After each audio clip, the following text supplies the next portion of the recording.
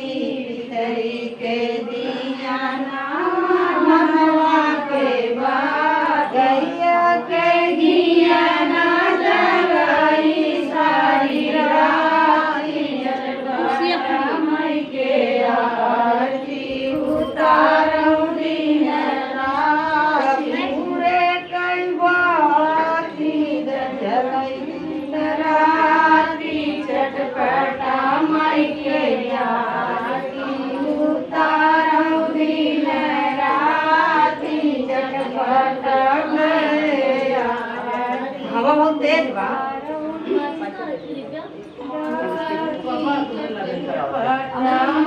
के आरती उतार